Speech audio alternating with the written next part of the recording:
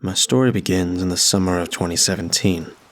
I've been working towards my dream position at work for over 10 years and finally felt it within my grasp. Walking out of the interview for it, I knew I was going to be picked. They hired me 2 days after, and I've been working happily ever since. The new position came with a hefty pay raise, which was only one of the big benefits. The other benefit being a company house. I couldn't believe it when they told me. Nothing about the position description stated I'd be getting free housing, but I wasn't going to complain. I was sent the address and was told I could move in any time I like, or not at all. The choice was mine. Nothing seemed off or sinister about it at the time, and honestly, I don't think the company actually knew the history behind the area. I talked it over with my wife, and we decided to take it. They said it was a large house set back in the woods about 25 minutes from my workplace. We had just welcomed our first child not 4 months before, and we figured the space and location would do us some good. I hired a moving crew, got everything packed, and off we went. The day we arrived, it took us a full 3 minutes to even drive down the long winding driveway to the house. They told me it would be a house, but I would actually call it an estate. The place was enormous and completely set back on its own. There was an enormous flower garden in the path, twisting and turning with beautiful plants all around. A long greenhouse spanned the length of the yard on the left side, filled with growing vegetables that we could take and eat to our pleasing. My wife and I were in awe of the whole place. It felt serene, peaceful beyond belief. It only took us a few days to settle in, and I didn't have to start work for a few more weeks. The house was actually bigger than anything we'd need. 5 bedrooms, 3 bathrooms, and an entire basement. It wasn't finished, but it was very clean and the perfect place to store our unused things. The whole house was eerily clean, almost like someone had been taking care of it for a long time. I thought it was most likely the company, waiting for someone to move in. One afternoon, while the missus and kids were taking naps, I decided to roam the grounds. I got my hiking boots and off I went. The place was completely surrounded by trees and brush, but it was very kept. The greenhouse was glistening clean and the veggies were delicious. The flower garden was wonderful and made the grounds smell great all day. I was walking around the corner of the house when I saw what looked like a small path in the trees. It was a little out of place, just a little dirt path that looked almost like an animal trail. I walked to the edge of the woods, and that's exactly what it was. It looked like someone had walked it so much that the ground had worn in its own little path. I followed it back a while when I froze. Before me lay 2 graves, dusty and dirty, with broken headstones. They were worn so bad that the names couldn't be read, but I could catch a bit of the date, 1862 to 1880 something, and 1880 to something. Why was a lone grave out here? Was there someone who visited it often? It would make sense with the amount of use the trail has seen. I was entranced by the stone when I heard a blood-curdling scream. Someone in the woods passed the grave. It scared me so bad I tripped over myself trying to hightail it out of there. I ran back towards the house and found my wife and children standing in the backyard looking for me. "What's wrong? Why do you look like you just saw a ghost?" They hadn't heard the scream, apparently. I wasn't going to make matters worse and scare them too, so I told them I thought I saw a bear, but it was nothing. She eyed me inquisitively, but took my explanation. We went back inside to have an early dinner, and the night went by smoothly. The next morning, we woke up, and I decided to grab some vegetables from the greenhouse for breakfast. Nothing goes better with eggs than some spinach. I crept downstairs so the others could sleep a while longer. I threw on my robe and some sandals and headed out the door. As I walked towards the greenhouse, I heard something. It sounded like a low, patterned humming.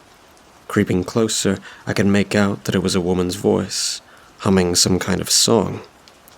It was beautiful, soft, and almost mother-like.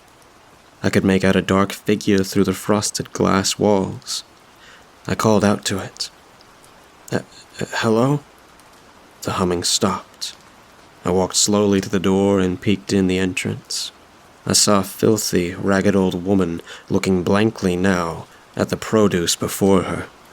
I took a step inside, and she cracked her head my direction, peering through me. She looked like she wanted to murder me. I couldn't move. I couldn't speak. I just froze. She screamed. The same scream I heard the day before. I winced and closed my eyes, and before I knew it, the screaming stopped. She was gone, and not a trace left that she was ever there. I grabbed what I needed and sprinted inside. I wanted to call the police. I should have called them, but there wasn't a good explanation for it. I didn't want to seem like a lunatic. I've heard the horror stories of getting pushed into psych wards against your will. No thanks to all that. I decided to brush it off. Maybe I was still stuck dreaming or something. I made breakfast, brought it up to my wife, and got on about my day. The grass needed to be mowed. It was almost the only thing that needed cleaned up on the whole property, except the destroyed graves. I figured maybe I could clean those up too. I got the mower out of the little shed and was going to start when I saw an old man walking up the drive. He called out to me first, asking if I was the new owner of the home. No, I don't technically own it. My company pays for it. He cut me off before I could finish. Oh, I know your company owns it. They've owned it for more than 100 years now, he said. I couldn't really believe what he was saying. The house was over 100 years old. It looked immaculate. There's not a thing wrong with it.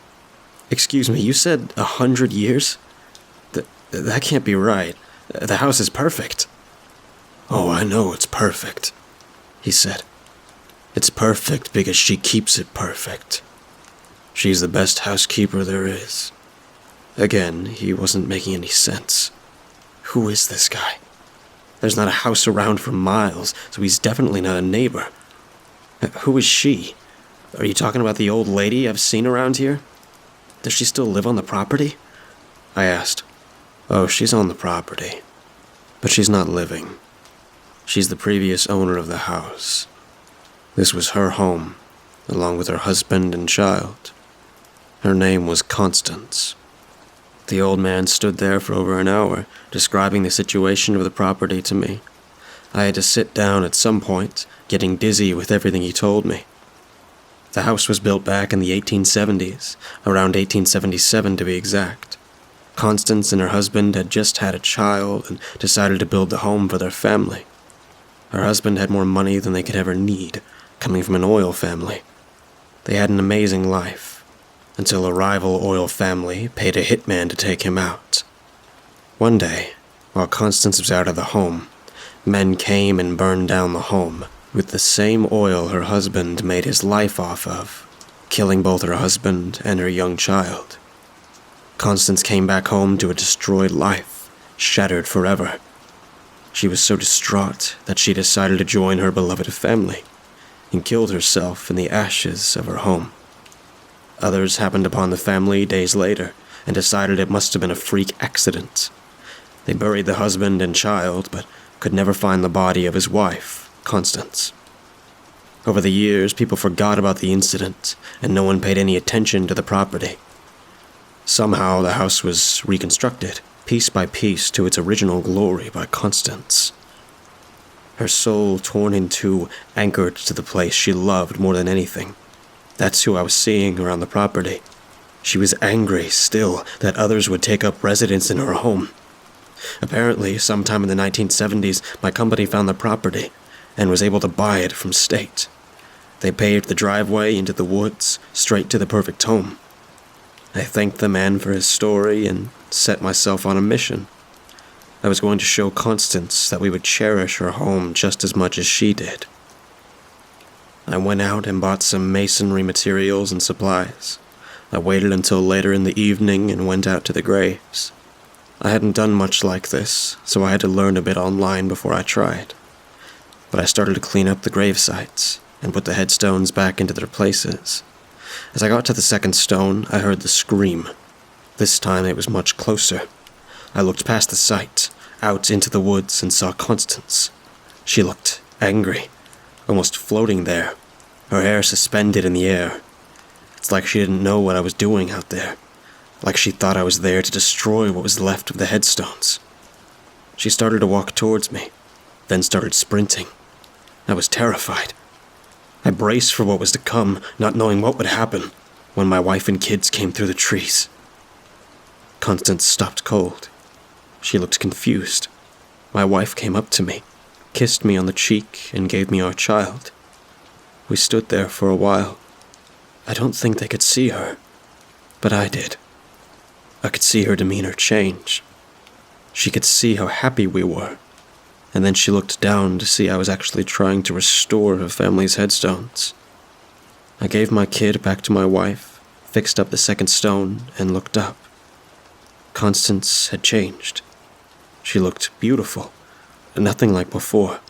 She had long blonde hair, flowing past a stunning maroon silk dress. This was the actual Constance, the one that loved her family and home just as much as I do mine. She nodded at me and turned, walking into the dense woods. I wish I could tell you that's how it ended, but it's not. I thought that maybe the nightmare of my story would be Constance, but it wasn't. It's not even close to what happened a few weeks later. When you're parents, you'd do anything for your kid and your wife. I know that. Constance knew that. That's why she stayed on the property. She wanted to look after her family and home as long as she could. I would do the same, I have to say. Anyway, after I had the last encounter with Constance, things were amazing for a few weeks. The job was going well, the home was working out perfectly, and I would see Constance occasionally around the property, sometimes humming in the garden, sometimes checking on us through the large family room window. Never creeping, always just on the edge of the woods. It was nice, actually. I felt like we were doing right by her. She was wronged, and it's the least we could do to help her find peace. One night, after work, I came home to find the front door cracked open. Nothing too alarming. I'm sure it just blew open a bit. I walked in, and things were very quiet. No clinking in the kitchen, no TV in the living room, nothing. I put down my things and walked into the dining room. The table was almost set, but things were missing. As I walked around the table, I found my wife. She was out cold on the floor. I yelled for her, but she wasn't waking up. That's when I heard our child. I heard them crying upstairs, and some frantic shuffling in the same room. I lunged up the stairs and swung down the hallway into their room. I stood in the doorway to find a masked man holding my child, halfway out the window. He took one look at me and jumped out onto the first-floor roof.